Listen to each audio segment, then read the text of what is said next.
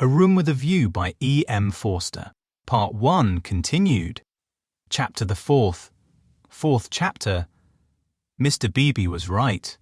Lucy never knew her desires so clearly as after music.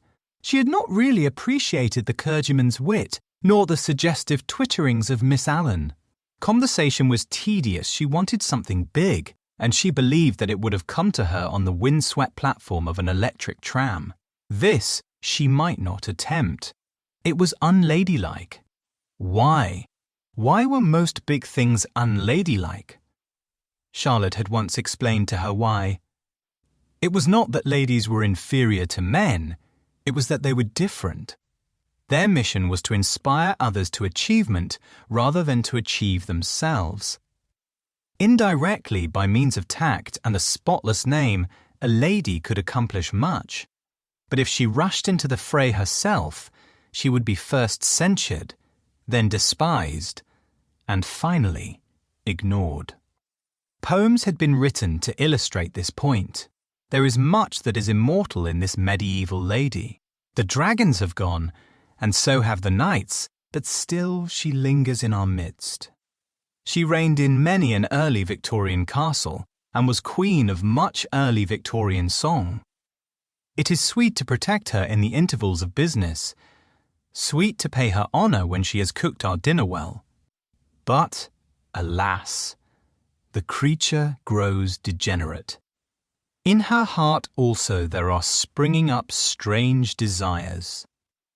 She too is enamoured of heavy winds and vast panoramas and green expanses of the sea. She has marked the kingdom of this world, how full it is of wealth and beauty, and wore a radiant crust built around the central fires, spinning towards the receding heavens.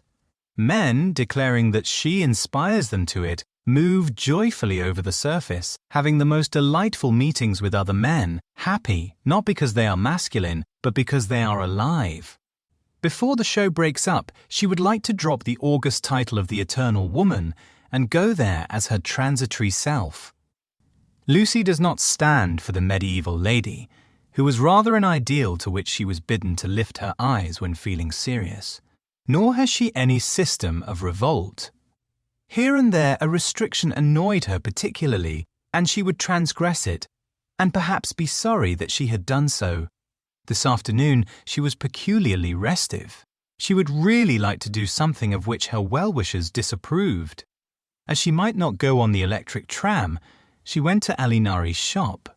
There she bought a photograph of Botticelli's Birth of Venus. Venus, being a pity, spoilt the picture, otherwise so charming, and Miss Bartlett had persuaded her to do without it. A pity in art, of course, signified the nude.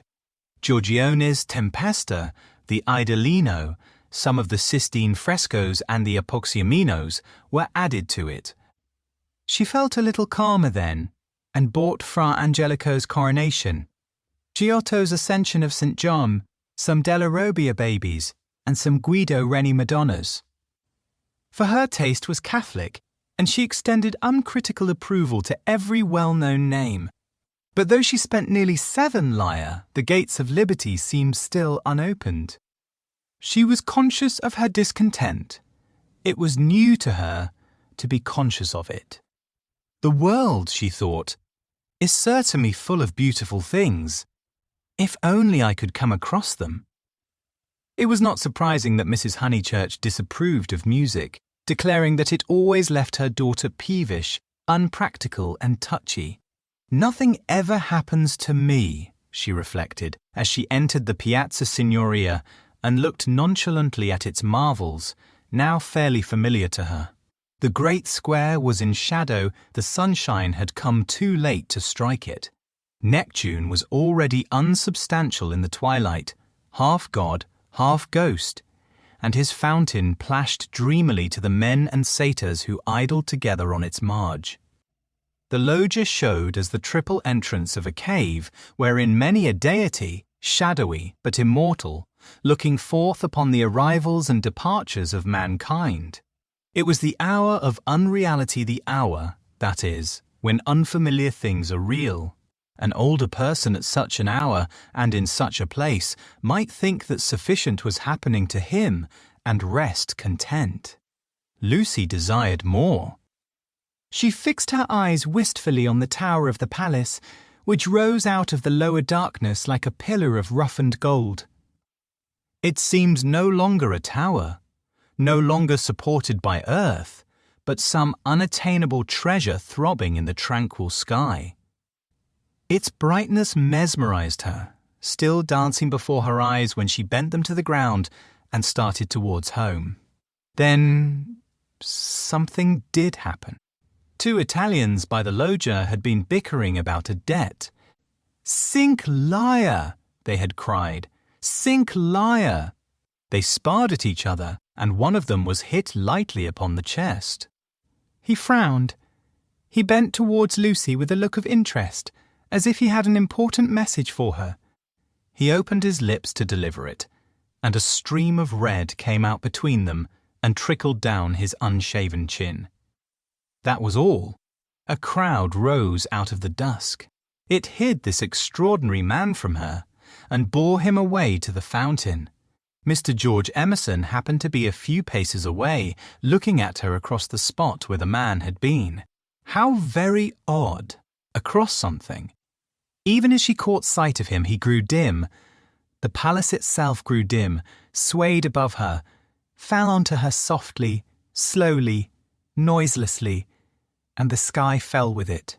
She thought, "Oh, what have I done?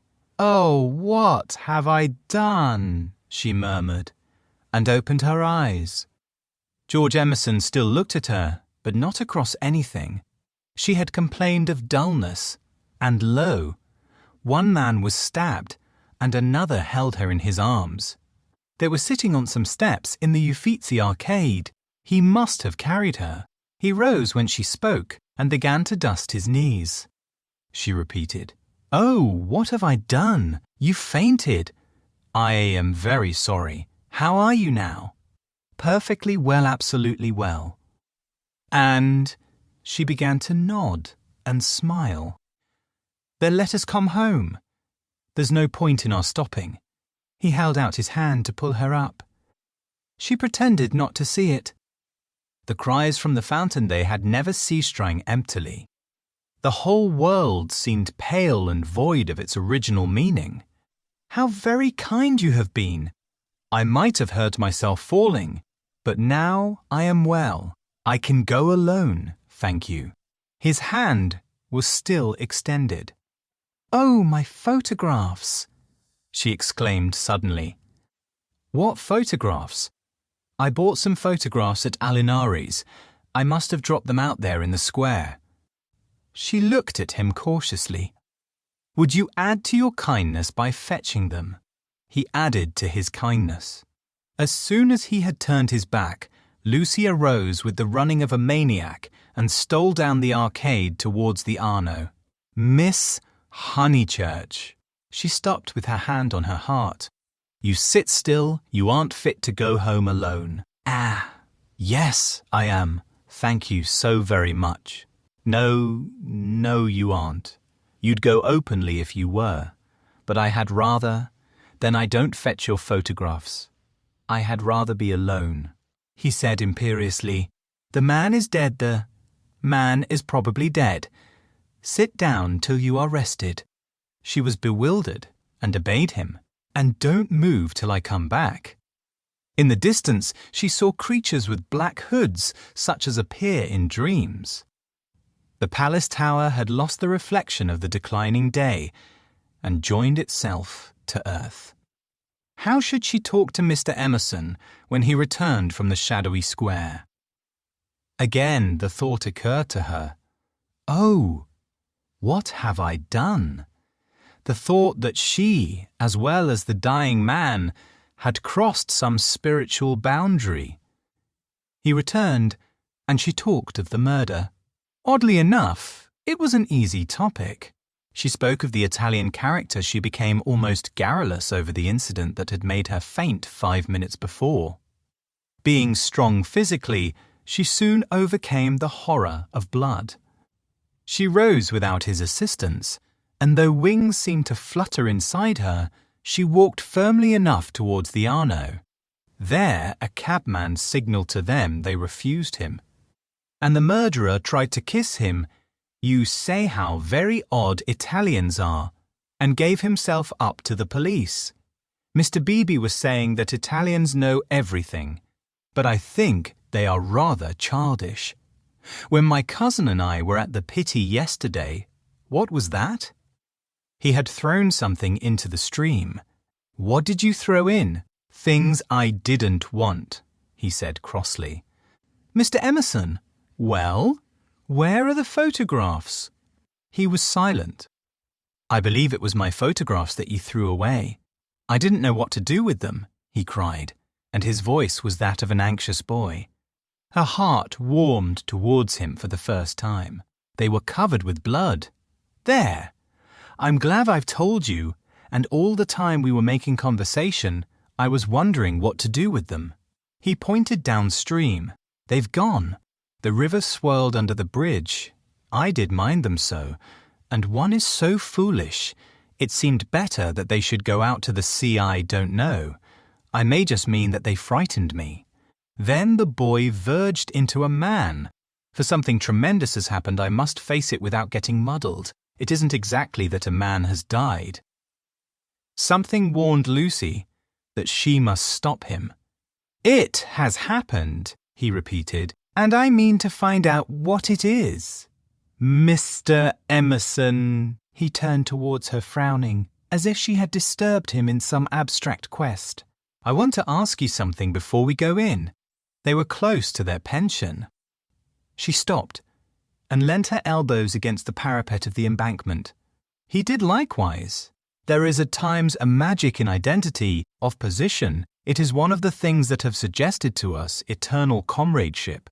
She moved her elbows before saying, I have behaved ridiculously. He was following his own thoughts. I was never so much ashamed of myself in my life.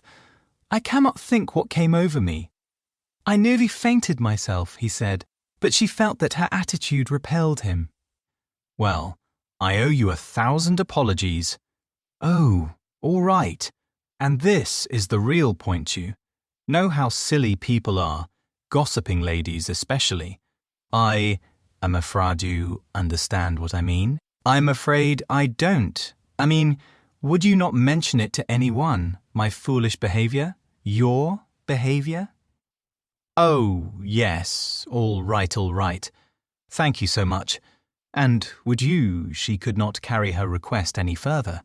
The river was rushing below them, almost black in the advancing night. He had thrown her photographs into it, and then he had told her the reason. It struck her that it was hopeless to look for chivalry in such a man. He would do her no harm by idle gossip. He was trustworthy, intelligent, and even kind. He might even have a high opinion of her. But he lacked chivalry. His thoughts, like his behaviour, would not be modified by awe. It was useless to say to him, and would you, and hope, that he would complete the sentence for himself, averting his eyes from her nakedness, like the night in that beautiful picture. She had been in his arms, and he remembered it, just as he remembered the blood on the photographs that she had bought in Alinari's shop. It was not exactly that a man had died, something had happened to the living. They had come to a situation where character tells and where childhood enters upon the branching paths of youth. Well, thank you so much, she repeated. How quickly these accidents do happen, and then one returns to the old life. I don't. Anxiety moved her to question him. His answer was puzzling. I shall probably want to live. But why, Mr. Emerson? What do you mean? I shall want to live, I say. Leaning her elbows on the parapet, she contemplated the River Arno, whose roar was suggesting some unexpected melody to her ears. Chapter 5. Possibilities of a pleasant outing. It was a family saying that you never knew which way Charlotte Bartlett would turn. She was perfectly pleasant and sensible over Lucy's adventure, found the abridged account of it quite adequate, and paid suitable tribute to the courtesy of Mr. George Emerson. She and Miss Lavish had had an adventure also. They had been stopped at the Dazio coming back, and the young officials there, who seemed impudent and désoevré, had tried to search their reticules for provisions. It might have been most unpleasant. Fortunately, Miss Lavish was a match for anyone. For good or for evil, Lucy was left to face her problem alone. None of her friends had seen her, either in the piazza or, later on, by the embankment.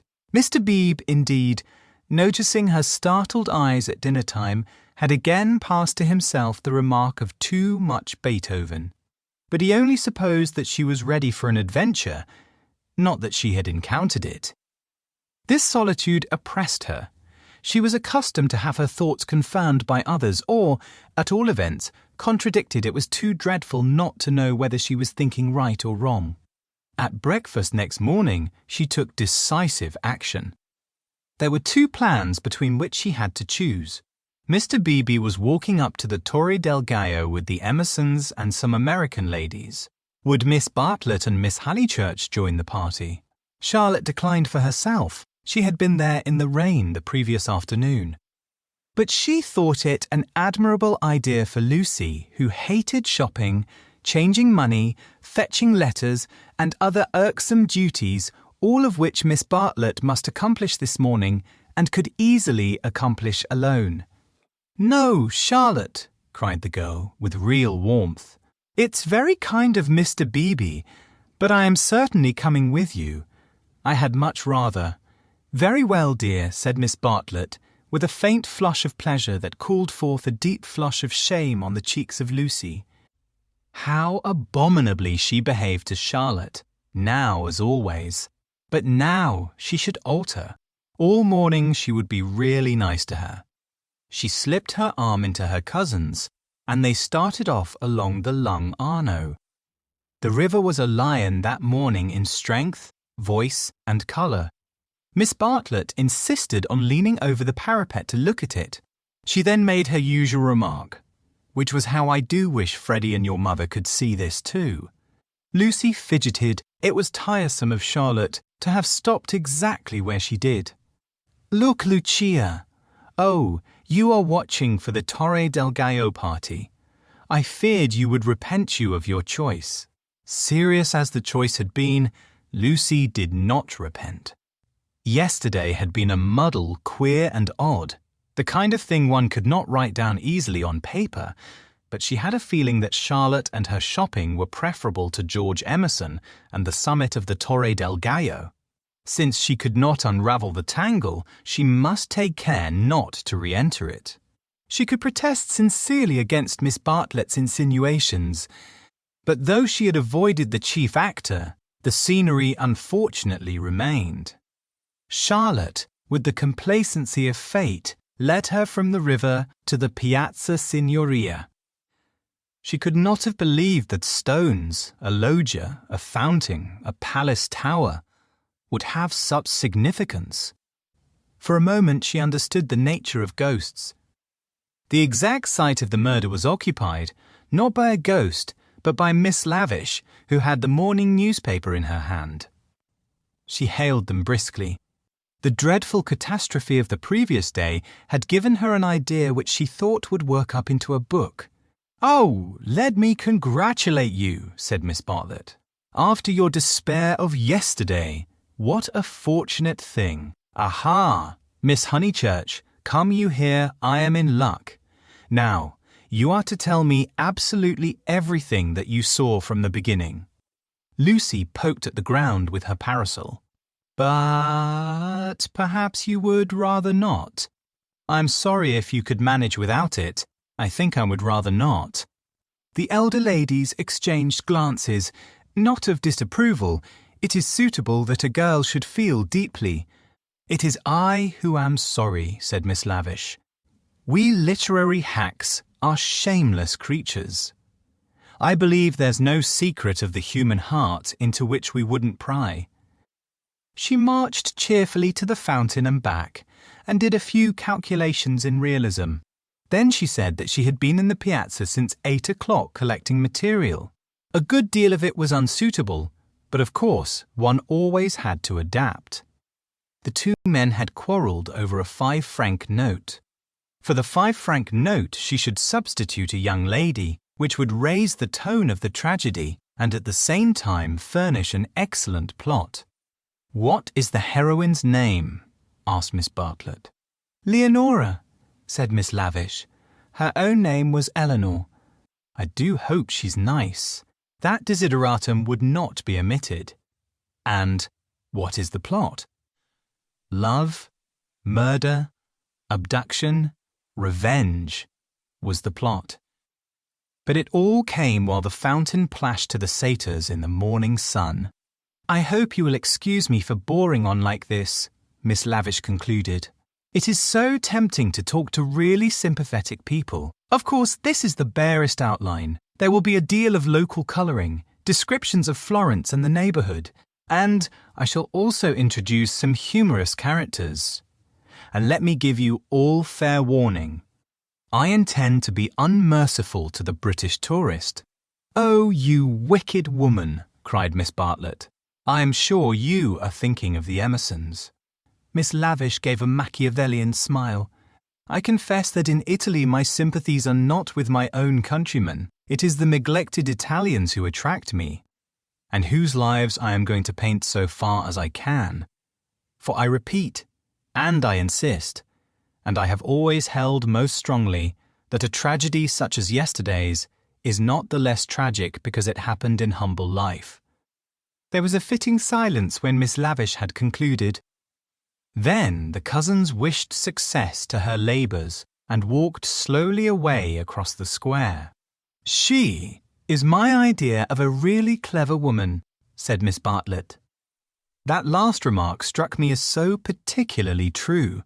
It should be a most pathetic novel. Lucy assented. At present her great aim was not to get put into it. Her perceptions this morning were curiously keen, and she believed that Miss Lavish had her on trial for an ingenue. "She is emancipated, but only in the very best sense of the word," continued Miss Bartlett slowly. "None but the superficial would be shocked at her. We had a long talk yesterday. She believes in justice and truth and human interest. She told me also that she has a high opinion of the destiny of woman Mr. Eager. Why, how nice! What a pleasant surprise! Not for me," said the chaplain blandly, "for I have been watching you and Miss Honeychurch for quite a little time." "We were chatting to Miss Lavish." Why?" His brow contracted. "So I saw. Were you indeed?" "Andate via. Sono occupato." The last remark was made to a vendor of panoramic photographs who was approaching with a courteous smile. "I am about to venture a suggestion. Would you and Miss Honeychurch be disposed to join me in a drive some day this week, a drive in the hills? We might go up by Fiesole and back by Settignano. There is a point on that road where we could get down and have an hour's ramble on the hillside. The view thence of Florence is most beautiful, far better, Baroni, than the hackneyed view of Fiesole. It is the view that Alessio Baldovinetti is fond of introducing into his pictures. That man had a decided feeling for landscape, decidedly, but who looks at it today? The world is too much for us." Miss Bartlett had not heard of Alessio Baldovinetti, but she knew that Mr. Eager was no commonplace chaplain. He was a member of the residential colony who had made Florence their home. He knew the people who never walked about with Baedekers, who had learned to take a siesta after lunch, who took drives the pensioned tourists had never heard of, and saw by private influence galleries which were closed to them. Living in delicate seclusion, some in furnished flats, others in Renaissance villas on Fiesoli's slope, they read, wrote, studied, and exchanged ideas, thus attaining to that intimate knowledge, or rather perception, of Florence which is denied to all who carry in their pockets the coupons of Cook. Therefore, an invitation from the chaplain was something to be proud of.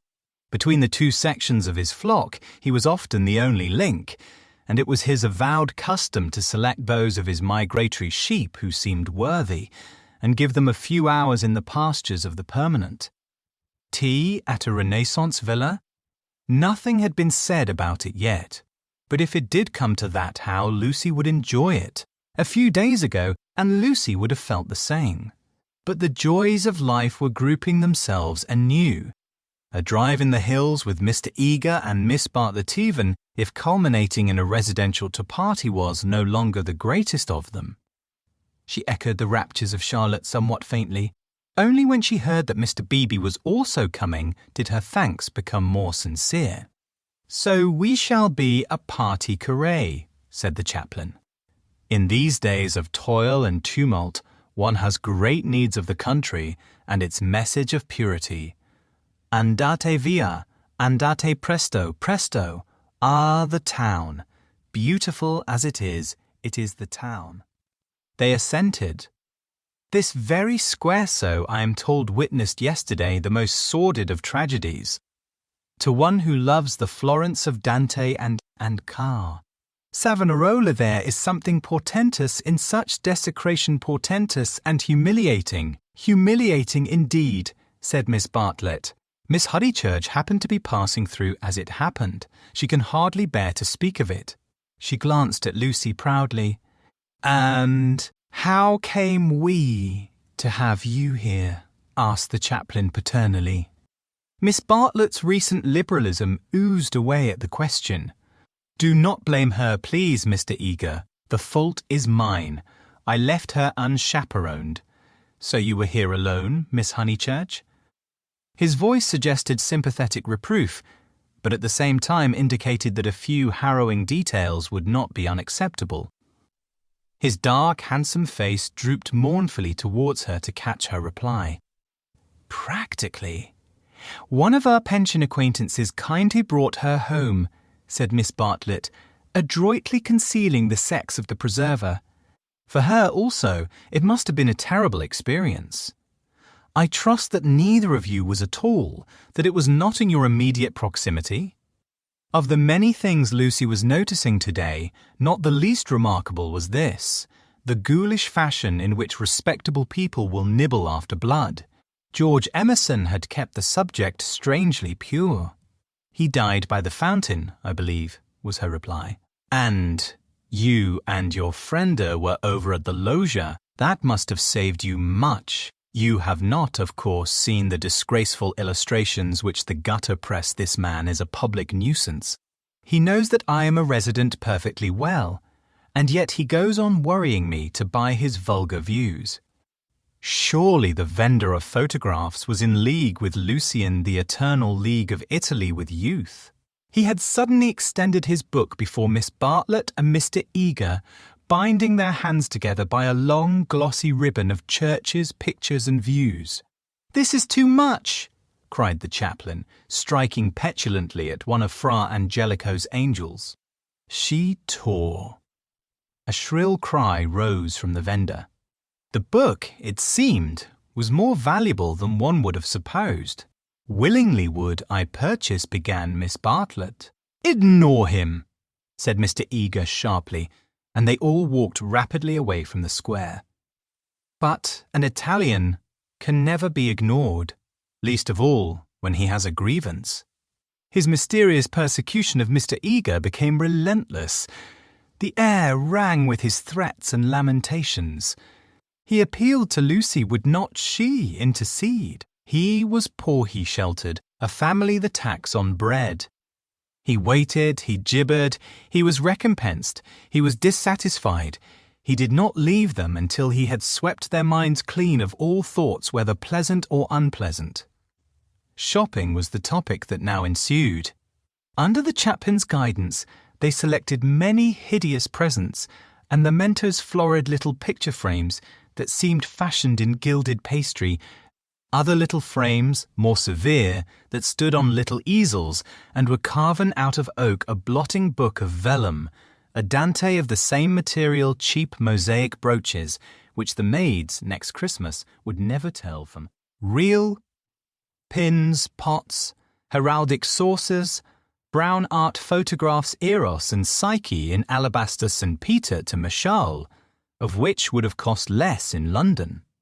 This successful morning left no pleasant impressions on Lucy. She had been a little frightened, both by Miss Lavish and by Mr. Eager, she knew not why. And as they frightened her, she had, strangely enough, ceased to respect them. She doubted that Miss Lavish was a great artist. She doubted that Mr. Eager was as full of spirituality and culture as she had been led to suppose. They were tried by some new test, and they were found wanting. As for Charlotte, she was exactly the same. It might be possible to be nice to her, it was impossible to love her. The son of a labourer, I happen to know it for a fact. A mechanic of some sort himself when he was young. Then he took to writing for the socialistic press. I came across him at Brixton. They were talking about the Emersons.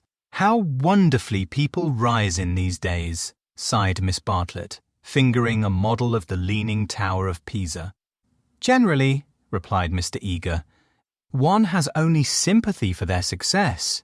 The desire for education and for social advance in these things, there is something not wholly vile. There are some working men whom one would be very willing to see out here in Florence Little, as they would make of it. Is he a journalist now? Miss Bartlett asked. He is not. He made an advantageous marriage. He uttered this remark with a voice full of meaning and ended with a sigh. Oh, so he has a wife. Dead, Miss Bartlett, dead. I wonder how he has the effrontery to look me in the face, to dare to claim acquaintance with me. He was in my London parish long ago. The other day in Santa Croce, when he was with Miss Honeychurch, I snubbed him. Let him beware that he does not get more than a snub. What? Cried. Lucy, flushing. Exposure! Hissed Mr. Eager. He tried to change the subject, but in scoring a dramatic point, he had interested his audience more than he had intended. Miss Bartlett was full of very natural curiosity. Lucy, though she wished never to see the Emersons again, was not disposed to condemn them on a single word. Do you mean, she asked, but he is an irreligious man? We know that already. Lucy, dear, said Miss Bartlett, gently reproving her cousin's penetration. I should be astonished if you knew all. The boy, an innocent child at the time, I will exclude. God knows what his education and his inherited qualities may have made him. May, perhaps, said Miss Bartlett. It is something that we had better not hear. To speak plainly, said Mr. Eager. It is. I will say no more. For the first time, Lucy's rebellious thoughts swept out in words for the first time in her life. You have said very little. It was my intention to say very little, was his frigid reply. He gazed indignantly at the girl, who met him with equal indignation. She turned towards him from the shop counter, her breast heaved quickly. He observed her brow and the sudden strength of her lips. It was intolerable that she should disbelieve him. Murder, if you want to know, he cried angrily. That man murdered his wife. How? She retorted. To all intents and purposes, he murdered her. That day in Santa Croce did they say anything against me? Not a word, Mr. Eager, not a single word. Oh, I thought they had been libelling me to you. But I suppose it is only their personal charms that makes you defend them. I'm not defending them, said Lucy, losing her courage and relapsing into the old chaotic methods. They're nothing to me. How could you think she was defending them? Said Miss Bartlett, much discomfited by the unpleasant scene. The shopman was possibly listening. She will find it difficult, for that man has murdered his wife in the sight of God. The addition of God was striking. But the chaplain was really trying to qualify a rash remark. A silence followed which might have been impressive, but was merely awkward. Then Miss Bartlett hastily purchased the Leaning Tower and led the way into the street. "I must be going," said he, shutting his eyes and taking out his watch. Miss Bartlett thanked him for his kindness and spoke with enthusiasm of the approaching drive. "Drive? Oh, is our drive to come off?" Lucy was recalled to her manners, and after a little exertion the complacency of Mr. Eager was restored. "Bother the drive!" exclaimed the girl, as soon as he had departed. "It is just the drive we had arranged with Mr. Beebe without any fuss at all. Why should he invite us in that absurd manner? We might as well invite him. We are each paying for ourselves." Miss Bartlett, who had intended to lament over the Emersons, was launched by this remark into unexpected thoughts. If that is so, dear, if the drive we and Mr. Beebe are going with Mr. Eager is really the same as the one we are going with Mr. Beebe, then I foresee a sad kettle of fish. How? Because Mr. Beebe has asked Eleanor Lavish to come too. That will mean another carriage. Far worse. Mr. Eager does not like Eleanor. She knows it herself. The truth must be told. She is too unconventional for him. They were now in the newspaper room at the English Bank. Lucy stood by the central table, heedless of Punch and the Graphic, trying to answer, or at all events to formulate the questions rioting in her brain. The well-known world had broken up, and there emerged Florence, a magic city where people thought and did the most extraordinary things. Murder, accusations of murder, a lady clinging to one man and being rude to another, were these the daily incidents of her streets? Was there more in her frank beauty than met the eye, the power, perhaps, to evoke passions, good and bad, and to bring them speedily to a fulfillment? Happy Charlotte, who, though greatly troubled over things that did not matter, seemed oblivious to things that did, who could conjecture with admirable delicacy where things might lead to, but apparently lost sight of the goal as past it. She approached it. Now she was crouching in the corner, trying to extract a circular note from a kind of linen nose-bag which hung in chaste concealment round her neck. She had been told that this was the only safe way to carry money in Italy. It must only be broached within the walls of the English Bank.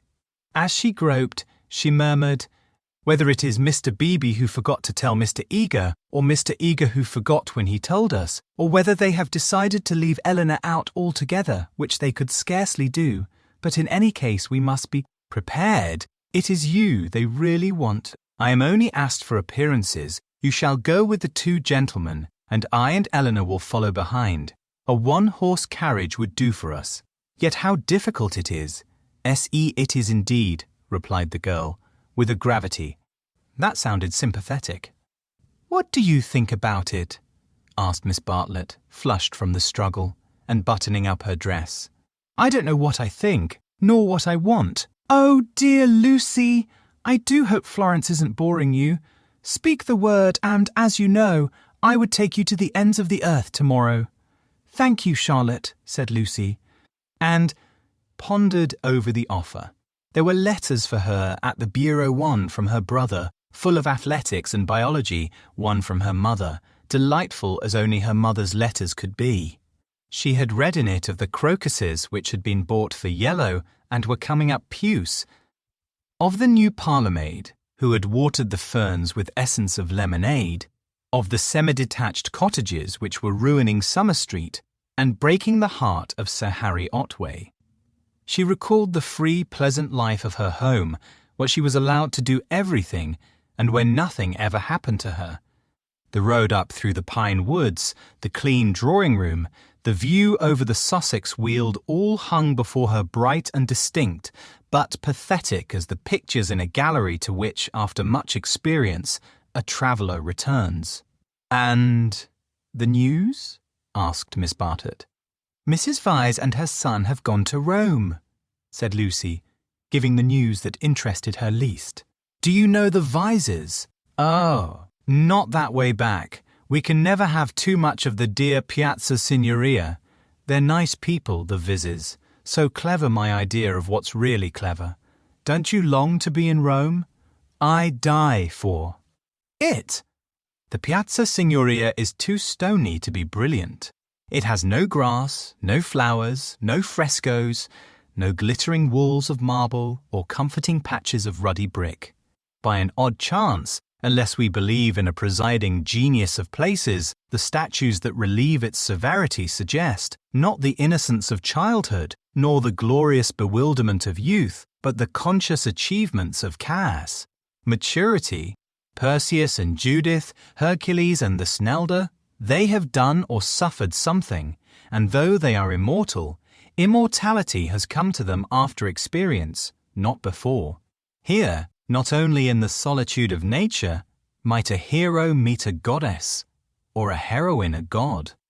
"Charlotte!" cried the girl suddenly. "Here's an idea. What if we popped off to Rome tomorrow, straight to the Viz's Hotel? For I do know what I want. I'm sick of Florence." "No, you said you'd go to the ends of the earth. Do.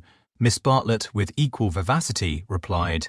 "Oh, you droll person. Pray, what would become of your drive in the hills?" They passed together through the gaunt beauty of the square, laughing over the unpractical suggestion. Chapter V. The Reverend Arthur Beebe, the Reverend Cuthbert Eager, Mr. Emerson, Mr. George Emerson, Miss Eleanor Lavish, Miss Charlotte Bartlett, and Miss Lucy Honeychurch drive out in carriages to see a view. Italians drive them. It was Phaethon who drove them to Fiesole that memorable day, a youth all irresponsibility and fire, recklessly urging his master's horses up the stony hill. Mr. Beebe recognized him at once. Neither the ages of faith nor the age of doubt had touched him. He was Phaethon in Tuscany driving a cab. And it was Persephone whom he asked leave to pick up on the way, saying that she was his sister Persephone, tall and slender and pale, returning with the spring to her mother's cottage and still shading her eyes from the unaccustomed light. To her, Mr. Eager objected, saying that here was the thin edge of the wedge and one must guard against imposition. But the ladies interceded, and when it had been made clear that it was a very great favour, the goddess was allowed to mount beside the god. Phaethon at once slipped the left rein over her head, thus enabling himself to drive with his arm round her waist. She did not mind. Mr. Eager, who sat with his back to the horses, saw nothing of the indecorous proceeding and continued his conversation with Lucy. The other two occupants of the carriage were old Mr. Emerson and Miss Lavish. For a dreadful thing had happened.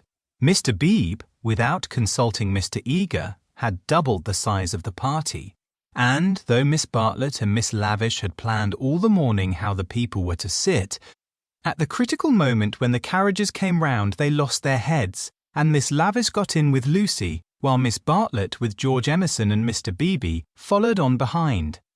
It was hard on the poor chaplain to have his party carré thus transformed.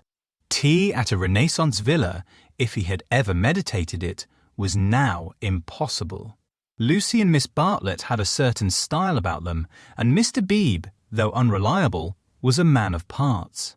But a shoddy lady writer and a journalist who had murdered his wife in the sight of God Day should enter no villa at his introduction. Lucy, elegantly dressed in white, sat erect and nervous amid these explosive ingredients, attentive to Mr. Eager, repressive towards Miss Lavish, watchful of old Mr. Emerson, hitherto fortunately asleep, thanks to a heavy lunch and the drowsy atmosphere of spring. She looked on the expedition as the work of fate. But for it she would have avoided George Emerson successfully. In an open manner he had shown that he wished to continue their intimacy. She had refused, not because she disliked him, but because she did not know what had happened and suspected that he did know. And this frightened her, for the real event, whatever it was, had taken place, not in the loggia, but by the river. To behave wildly at the sight of death is pardonable, but to discuss it afterwards, to pass from discussion into silence, and through silence into sympathy, That is an error, not of a startled emotion, but of the whole fabric. There was really something blameworthy, she thought, in their joint contemplation of the shadowy stream, in the common impulse which had turned them to the house without the passing of a look or word. This sense of wickedness had been slight at first. She had nearly joined the party to the Torre del Gallo, but each time that she avoided George, it became more imperative that she should avoid him again. And now, celestial irony, working through her cousin and two clergymen, did not suffer her to leave Florence till she had made this expedition with him through the hills. Meanwhile, Mr. Eager held her in civil converse. Their little tiff was over. "So, Miss Honeychurch, you are travelling? As a student of art? Oh, dear me, no, oh, no, oh, no, oh." "Perhaps as a student of human nature," interposed Miss Lavish, "like myself." "Oh, no, I am here as a tourist." "Oh, indeed," said Mr. Eager. "Are you indeed? If you will not think me rude, we residents sometimes pity you poor tourists, not a little handed about like a parcel of goods from Venice to Florence, from Florence to Rome, living herded together in pensions or hotels, quite unconscious of anything that is outside Baedeker, their one anxiety to get done or through and go on somewhere else. The result is they mix up towns, rivers, palaces in one inextricable whirl. You know the American girl in Punch who says, "Say, Papa, what did we see at Rome?" And the father replies, "Why, guess Rome was the place where we saw the yaller dog. There's travelling for you." "Ha, ha, ha, ha, I quite agree," said Miss Lavish, who had several times tried to interrupt his mordant wit. The narrowness and superficiality of the Anglo-Saxon tourist is nothing less than a menace. Quite so. Now, the English colony at Florence, Miss Honeychurch, and it is of considerable size, though, of course, not all equally a few are here for trade. For example, but the greater part are students. Lady Helen Laverstock is at present busy over Fra Angelico. I mention her name because we are passing her villa on the left. No, you can only see it if you stand call. No, do not stand. You will fall. She is very proud of that thick hedge. Inside, perfect seclusion. One might have gone back 600 years. Some critics believe that her garden was the scene of the Decameron, which lends it an additional interest, does it not? "And it does indeed," cried Miss Lavish. "Tell me, where do they place the scene of that wonderful seventh day?" But Mr. Ego proceeded to tell Miss Honeychurch that on the right lived Mr. Someone Something, an American of the best type so rare, and that the somebody else's were farther down the hill. Doubtless you know her monographs in the series of medieval byways. He is working at Gemistus Pletho. Sometimes as I take tea in their beautiful grounds I hear, over the wall, the electric tram squealing up the new road with its loads of hot, dusty, unintelligent tourists who are going to do Fiesole in an hour in order that they may say they have been there, and I think how little they think what lies so near them. During this speech, the two figures on the box were sporting with each other disgracefully. Lucy had a spasm of envy. Granted that they wished to misbehave, it was pleasant for them to be able to do so. They were probably the only people enjoying the expedition. The carriage swept with agonizing jolts up through the piazza of Fiesole and into the Settignano road. "Piano! Piano!" said Mr. Eager, elegantly waving his hand over his head. "Va bene, signor! Va bene, va bene," crooned the driver, and whipped his horses up again. Now Mr. Eager and Miss Lavish began to talk against each other on the subject of Alessio Baldovinetti. Was he a cause of the Renaissance, or was he one of its manifestations? The other carriage was left behind. As the pace increased to a gallop, the large, slumbering form of Mr. Emerson was thrown against the chaplain with the regularity of a machine. "Piano! Piano!" said he, with a martyred look at Lucy. An extra lurch made him turn angrily in his seat. Phaethon, who for some time had been endeavouring to kiss Persephone, had just succeeded. A little scene ensued, which, as Miss Bartlett said afterwards, was most unpleasant. The horses were stopped, the lovers were ordered to disentangle themselves, the boy was to lose his pourboire, the girl was immediately to get down. "She is my sister," said he, turning round on them with piteous eyes. Mr. Eager took the trouble to tell him that he was a liar. Phaethon hung down his head, not at the matter of the accusation, but at its manner. At this point, Mr. Emerson, whom the shock of stopping had awoke, declared that the lovers must on no account be separated, and patted them on the back to signify his approval. And Miss Lavish, though unwilling to ally him, felt bound to support the cause of bohemianism. "Most certainly I would let them be," she cried. "But I dare say I shall receive scant support. I have always flown in the face of the conventions all my life. This is what I call an adventure." "We must not submit," said Mr. Eager. I knew he was trying it on. "He is treating us as if we were a party of Cook's tourists." "Surely no," said Miss Lavish, her ardour visibly decreasing. The other carriage had drawn up behind, and sensible Mr. Beebe called out that after this warning the couple would be sure to behave themselves properly. "Leave them alone," Mr. Emerson begged the chaplain, of whom he stood in no awe. "Do we find happiness so often that we should turn it off the box when it happens to sit there? To be driven by lovers a king might envy us, and if we part them it's more like sacrilege than anything I know." Here the voice of Miss Bartlett was heard saying that a crowd had begun to collect. Mr. Eager, who suffered from an overfluent tongue rather than a resolute will, was determined to make himself heard. He addressed the driver again. Italian in the mouth of Italians is a deep-voiced stream, with unexpected cataracts and boulders to preserve it from monotony. In Mr. Eager's mouth, it resembled nothing so much as an acid-whistling fountain, which played ever higher and higher, and quicker, and more shrilly, till abruptly it was turned off with a click.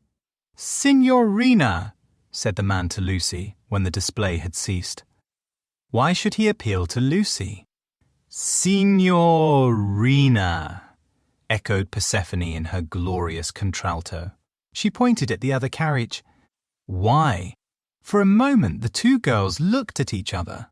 Then Persephone got down from the box. "Victory at last," said Mr. Eager, smiting his hands together as the carriages started again. "It is not victory," said Mr. Emerson. "It is defeat. You have parted two people who were happy." Mr. Eager shut his eyes. He was obliged to sit next to Mr. Emerson, but he would not speak to him. The old man was refreshed by sleep and took up the matter warmly. He commanded Lucy to agree with him. He shouted for support to his son. "We have tried to buy what cannot be bought with money. He has bargained to drive us, and he is doing it. We have no rights over his soul."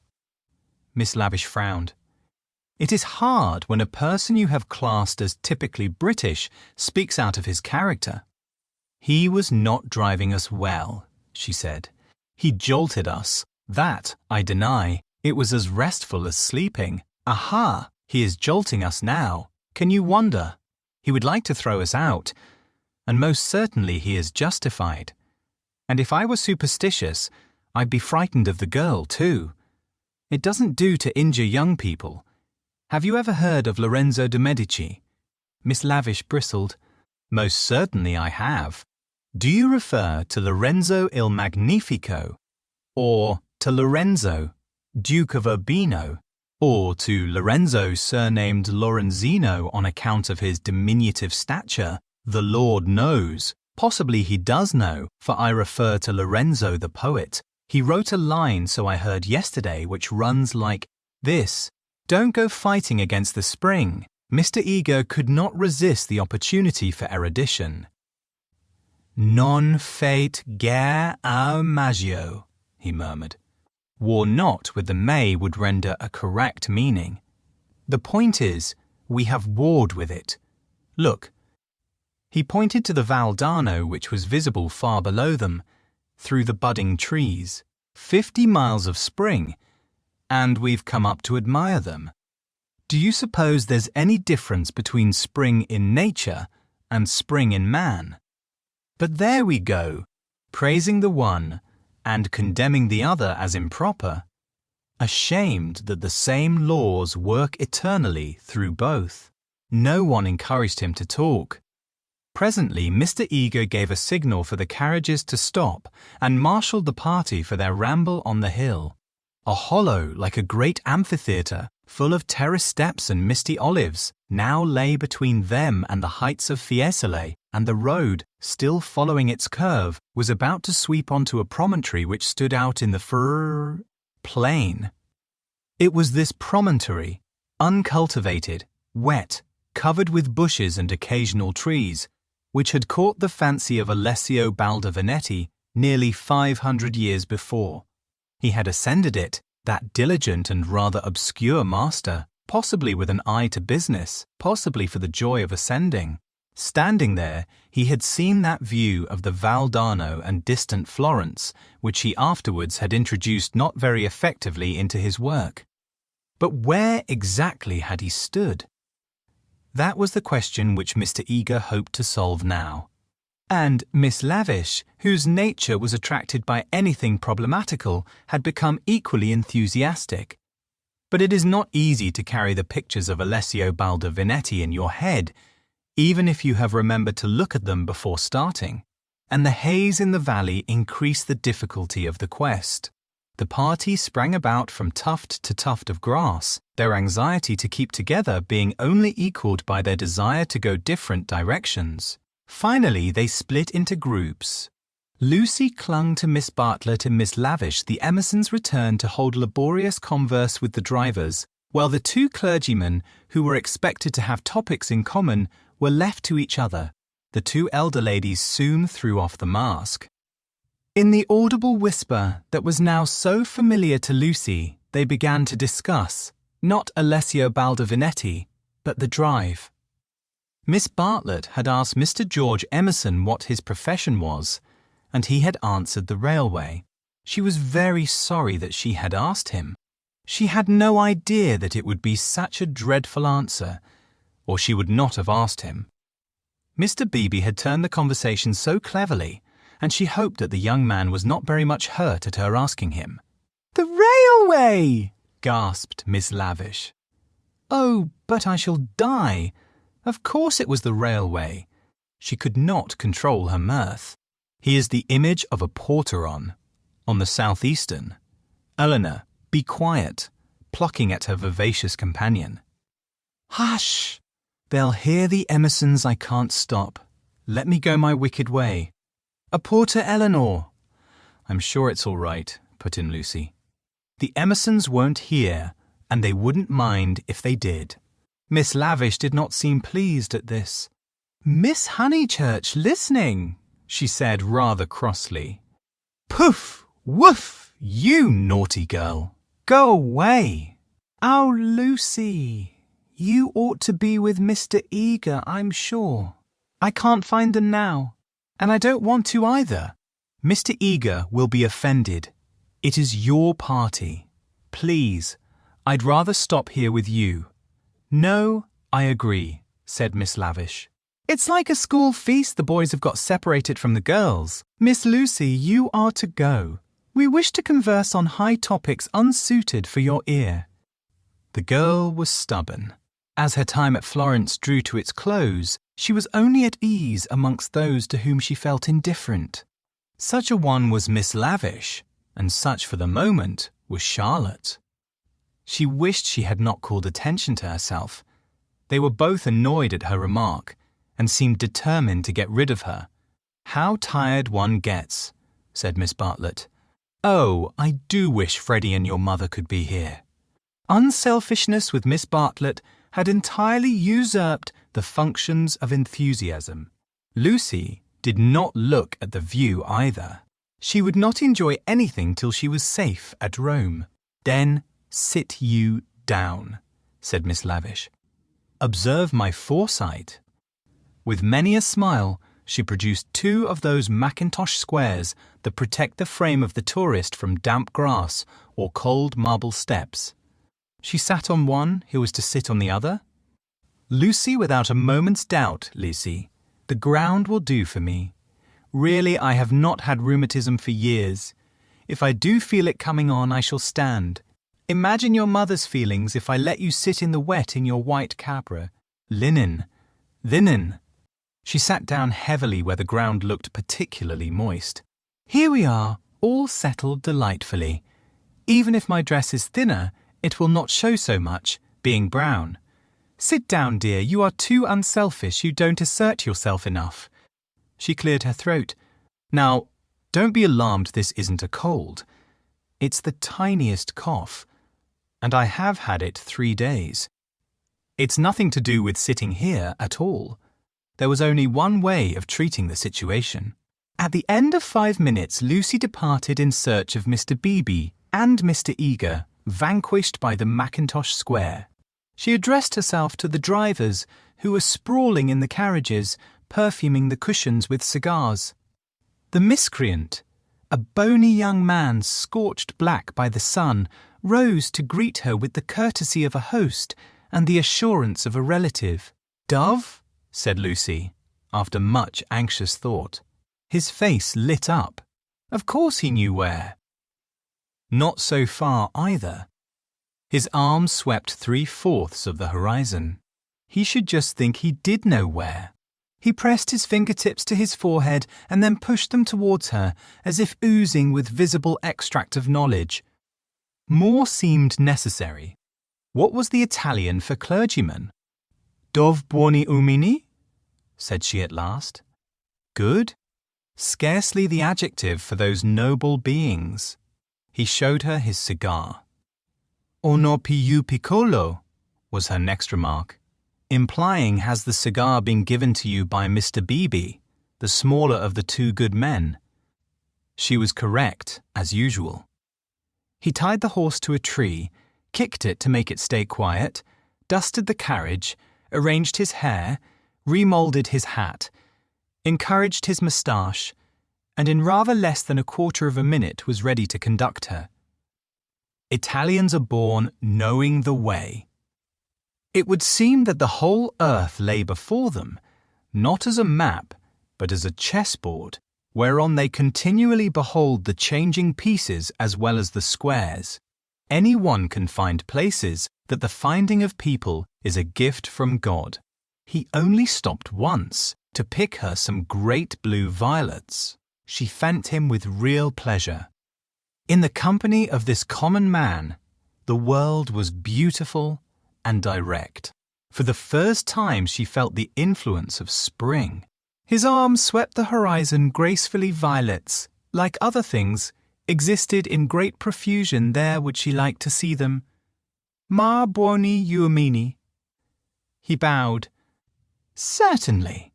Good men first, violets afterwards." They proceeded briskly through the undergrowth, which became thicker and thicker. They were nearing the edge of the promontory, and the view was stealing round them, but the brown network of the bushes shattered it into countless pieces. He was occupied in his cigar and in holding back the pliant boughs. She was rejoicing in her escape from dullness. Not a step, not a twig, was unimportant to her. What is that? There was a voice in the wood, in the distance behind them. The voice of Mr. Eager? He shrugged his shoulders. An Italian's ignorance is sometimes more remarkable than his knowledge. She could not make him understand that perhaps they had missed the clergyman. The view was forming at last. She could discern the river, the golden plain, other hills. "Eccolo!" he exclaimed. At the same moment the ground gave way, and with a cry she fell out of the wood. Light and beauty enveloped her. She had fallen onto a little open terrace, which was covered with violets from end to end. "Courage!" cried her companion, now standing some 6 feet above. Courage and love. She did not answer. From her feet the ground sloped sharply into view, and violets ran down in rivulets and streams and cataracts, irrigating the hillside with blue, eddying round the tree stems, collecting into pools in the hollows, covering the grass with spots of azure foam. But never again were they in such profusion. This terrace was the wellhead, the primal source whence beauty gushed out to water the earth. Standing at its brink, like a swimmer who prepares, was the good man. But he was not the good man that she had expected, and he was alone. George had turned at the sound of her arrival. For a moment he contemplated her, as one who had fallen out of heaven. He saw radiant joy in her face. He saw the flowers beat against her dress in blue waves. The bushes above them closed. He stepped quickly forward and kissed her. Before she could speak, almost before she could feel, a voice called, "Lucy! Lucy! Lucy!" The silence of life had been broken by Miss Bartlett, who stood brown against the view. Chapter the 7th. They return. Some complicated game had been playing up and down the hillside all the afternoon. What it was and exactly how the players had sided, Lucy was slow to discover. Mr. Eager had met them with a questioning eye. Charlotte had repulsed him with much small talk. Mr. Emerson, seeking his son, was told whereabouts to find him. Mr. Beebe, who wore the heated aspect of a neutral, was bidden to collect the factions for the return home. There was a general sense of groping and bewilderment. Pan had been amongst them, not the great god Pan, who has been buried these 2,000 years, but the little god Pan, who presides over social contretemps and unsuccessful picnics. Mr. Beebe had lost everyone, and had consumed in solitude the tea basket which he had brought up as a pleasant surprise. Miss Lavish had lost Miss Bartlett. Lucy had lost Mr. Eager. Mr. Emerson had lost George. Miss Bartlett had lost a Mackintosh square. Phaethon had lost the game. That last fact was undeniable. He climbed onto the box shivering, with his collar up, prophesying the swift approach of bad weather. "Let us go immediately," he told them. "The signorina will walk." "All the way?" "He will be ours," said Mr. Beebe. "Apparently." I told him it was unwise. He would look no one in the face. Perhaps defeat was particularly mortifying for him. He alone had played skillfully, using the whole of his instinct, while the others had used scraps of their intelligence. He alone had divined what things were, and what he wished them to be. He alone had interpreted the message that Lucy had received 5 days before from the lips of a dying man. Persephone, who spends half her life in the Gryvshi, could interpret it also. Not so these English. They gain knowledge slowly, and perhaps too late. The thoughts of the cab driver, however just, seldom affect the lives of his employers. He was the most competent of Miss Bartlett's opponents, but infinitely the least dangerous. Once back in the town, he and his insight and his knowledge would trouble English ladies no more. Of course, it was most unpleasant she had seen his black head in the bushes. He might make a tavern story out of it. But after all, what have we to do with taverns? Real menace belongs to the drawing room. It was of drawing-room people that Miss Bartlett thought as she journeyed downwards towards the fading sun. Lucy sat beside her. Mr. Eager sat opposite, trying to catch her eye. He was vaguely suspicious. They spoke of Alessio Baldovinetti. Rain and darkness came on together. The two ladies huddled together under an inadequate parasol. There was a lightning flash, and Miss Lavish, who was nervous, screamed from the carriage in front. At the next flash, Lucy screamed also. Mr. Eager addressed her professionally. Courage, Miss Honeychurch, courage and faith. If I might say so, there is something almost blasphemous in this horror of the elements.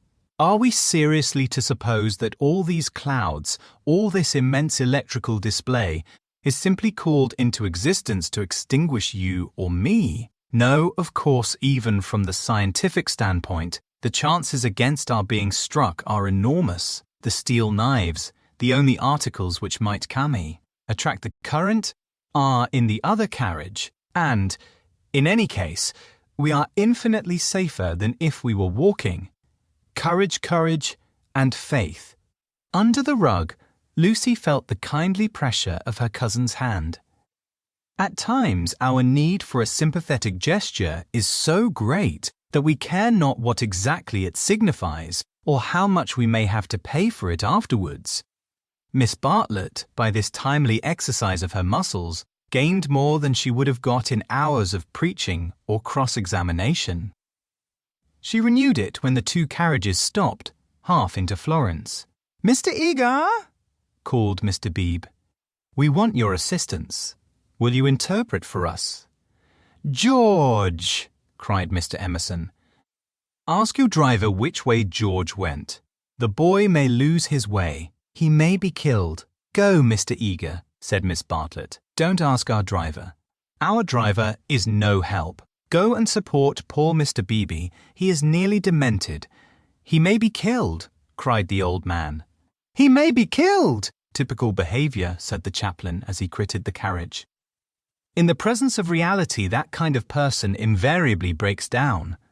"What does he know?" whispered Lucy as soon as they were alone. "Charlotte, how much does Mr. Eager know?" "Nothing, dearest. He knows nothing. But," she pointed at the driver, "he knows everything. Dearest, had we better? Shall I?" She took out her purse. "It is dreadful to be entangled with low-class people."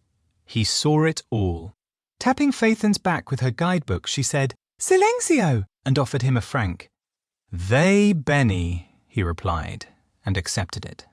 As well this ending to his day as any. But Lucy, a mortal maid, was disappointed in him. There was an explosion up the road. The storm had struck the overhead wire of the tram line, and one of the great supports had fallen. If they had not stopped, perhaps they might have been hurt.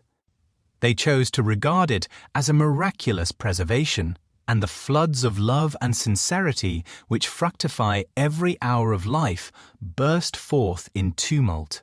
They descended from the carriages, they embraced each other. It was as joyful to be forgiven past unworthinesses as to forgive them. For a moment they realized vast possibilities of good. The older people recovered quickly.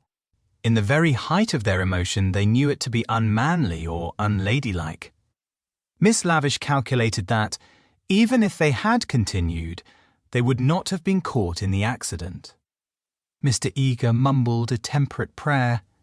But the drivers, through miles of dark, squalid road, poured out their souls to the dryads and the saints, and Lucy poured out hers to her cousin. "Charlotte, dear Charlotte, kiss me again. Only you can understand me. You warned me to be careful, and I thought I was developing. Do not cry. Dearest, take your time. I have been obstinate and silly worse than you know, far worse. Once by the Rivero, but he isn't killed, he wouldn't be killed, would he?" The thought disturbed her repentance. As a matter of fact, the storm was worst along the road, but she had been near danger, and so she thought it must be near to everyone. I trust not. One would always pray against that.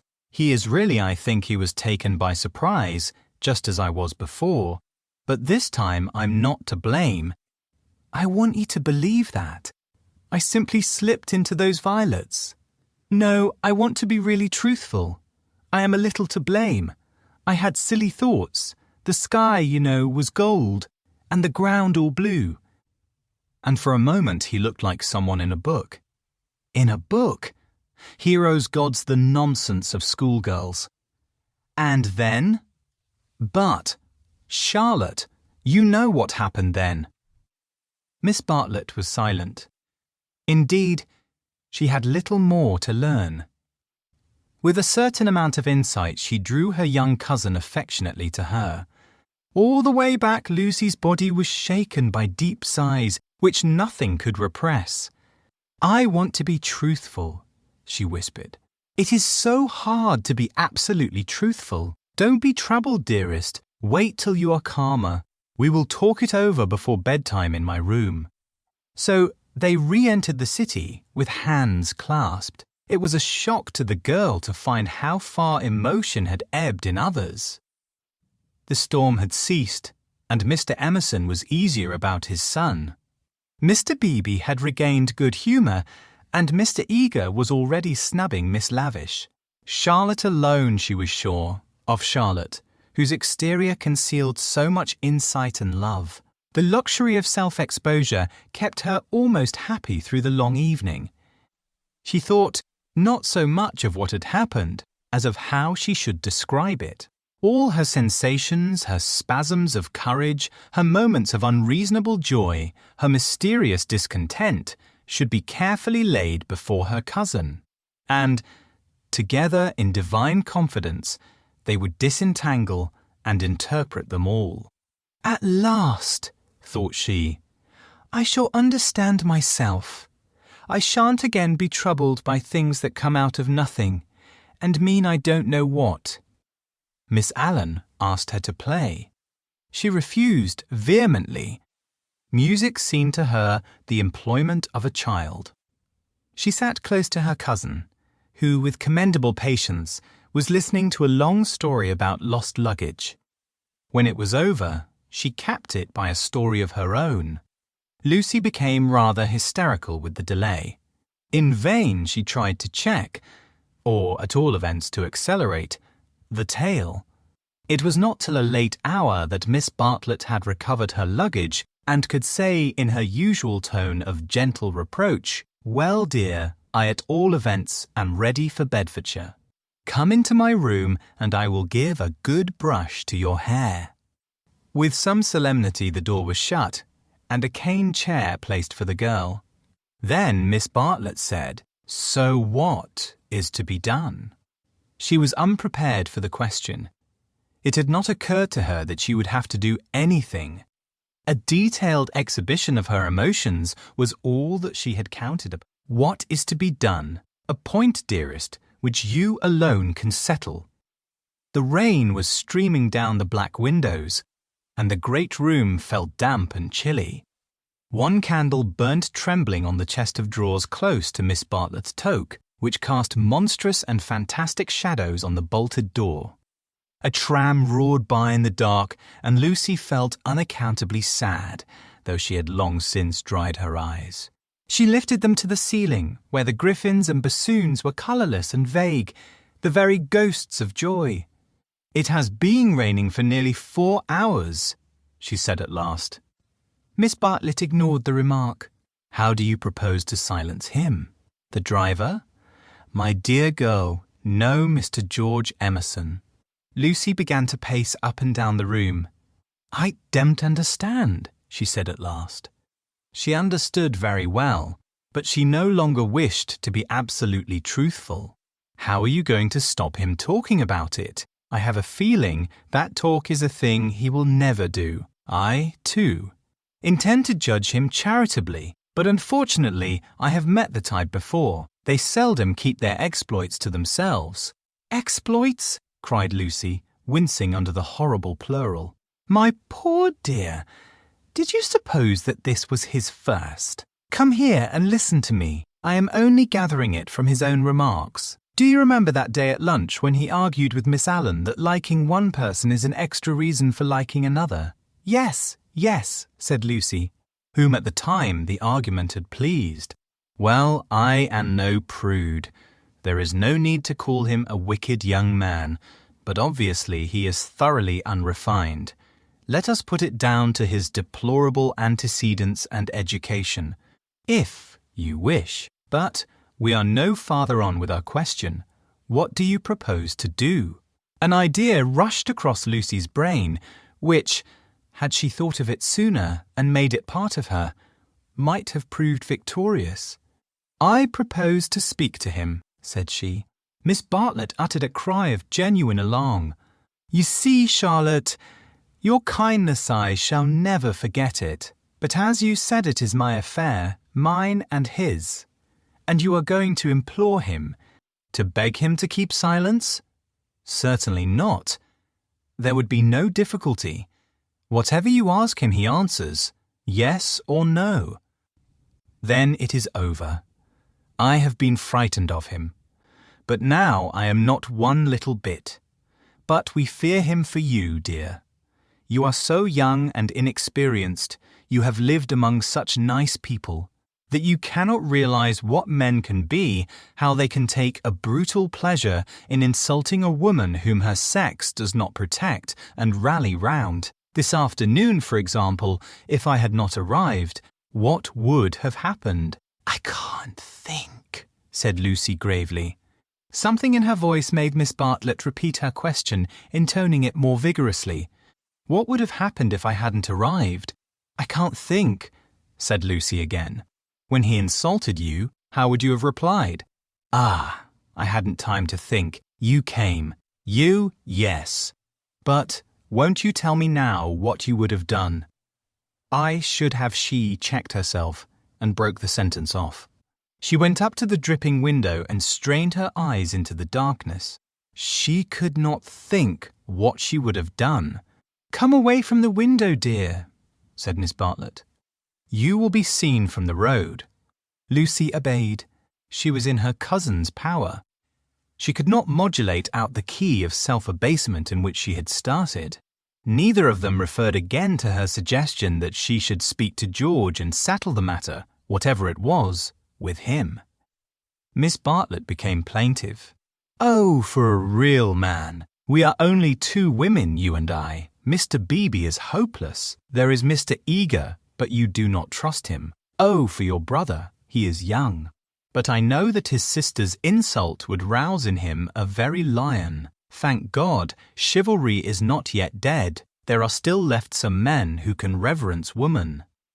As she spoke, she pulled off her rings, of which she wore several, and ranged them upon the pincushion. Then she blew into her gloves and said, It will be a push to catch the morning train, but we must try. What train? The train to Rome. She looked at her gloves critically. The girl received the announcement as easily as it had been given. When does the train to Rome go? At 8. Signora Bertolini would be upset. We must face that, said Miss Bartlett, not liking to say that she had given notice already. She will make us pay for a whole week's pension. I expect she will. However, we shall be much more comfortable at Bevise's hotel. Isn't afternoon tea given there for nothing? Yes, but they pay extra for wine. After this remark, she remained motionless and silent. To her tired eyes, Charlotte throbbed and swelled like a ghostly figure in a dream. They began to sort their clothes for packing, for there was no time to lose if they were to catch the train to Rome. Lucy, when admonished, began to move to and fro between the rooms, more conscious of the discomforts of packing by candlelight than of a subtler ill. Charlotte, who was practical without ability, knelt by the side of an empty trunk, vainly endeavouring to pave it with books of varying thickness and size. She gave 2 or 3 sighs, for the stooping posture hurt her back, and, for all her diplomacy, she felt that she was growing old. The girl heard her as she entered the room, and was seized with one of those emotional impulses to which she could never attribute a cause. She only felt that the candle would burn better, the packing go easier, the world be happier, if she could give and receive some human love. The impulse had come before today, but never so strongly. She knelt down by her cousin's side and took her in her arms. Miss Bartlett returned the embrace with tenderness and warmth. But she was not a stupid woman, and she knew perfectly well that Lucy did not love her, but needed her to love. For it was in ominous tones that she said, after a long pause, "Dearest Lucy, how will you ever forgive me?" Lucy was on her guard at once, knowing by bitter experience what forgiving Miss Bartlett meant. Her emotion relaxed, she modified her embrace a little, and she said, "Charlotte dear, what do you mean?" "As if I have anything to forgive. You have a great deal, and I have a very great deal to forgive myself too. I know well how much I vex you at every turn. But no." Miss Bartlett assumed her favourite role, that of the poor, prematurely aged martyr.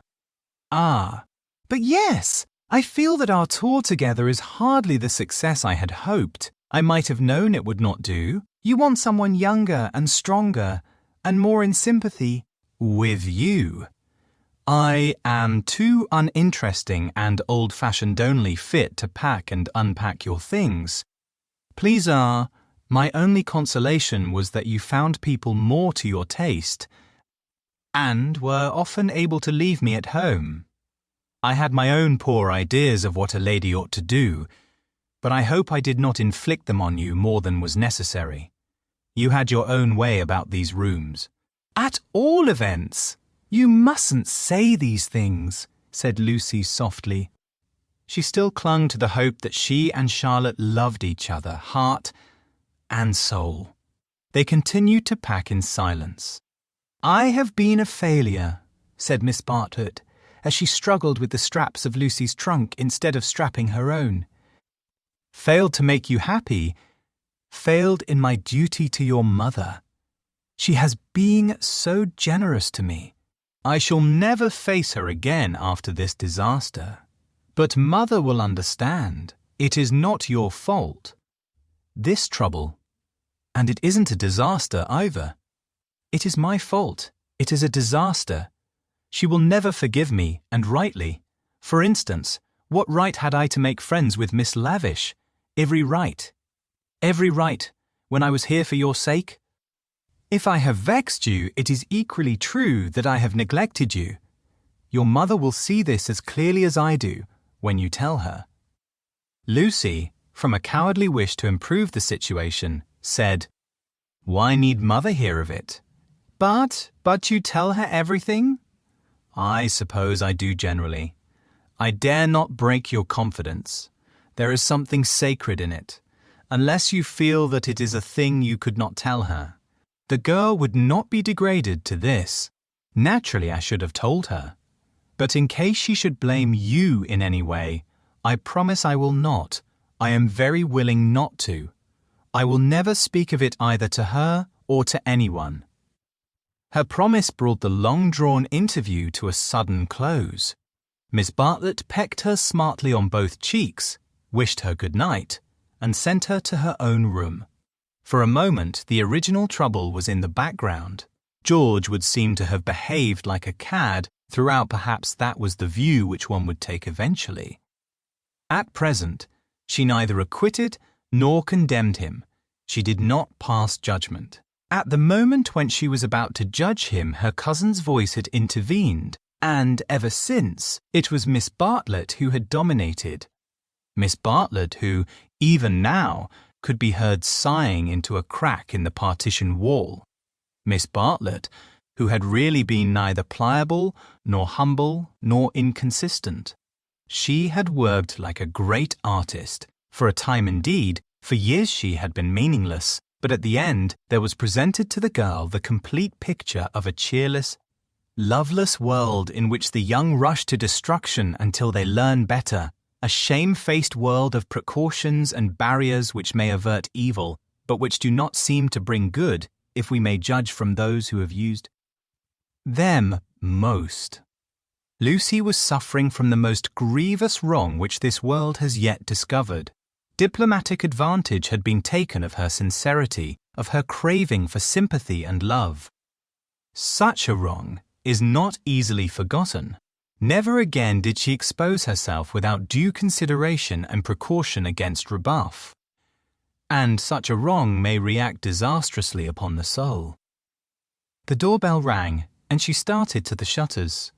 Before she reached them, she hesitated, turned, and blew out the candle. Thus it was that, though she saw someone standing in the wet below, he, though he looked up, did not see her. To reach his room, he had to go by hers. She was still dressed. It struck her that she might slip into the passage and just say that she would be gone before he was up, and that their extraordinary intercourse was there. Whether she would have dared to do this was never proved. At the critical moment, Miss Bartlett opened her own door, and her voice said, "I wish one word with you in the drawing-room, Mr. Emerson, please." Soon their footsteps returned, and Miss Bartlett said, "Good night, Mr. Emerson." His heavy, tired breathing was the only reply the chaperone had done her work. Lucy cried aloud, "It isn't true. It can't all be true. I want not to be muddled. I want to grow older quickly." Miss Bartlett tapped on the wall. "Go to bed at once, dear. You need all the rest you can get." In the morning they left for Rome.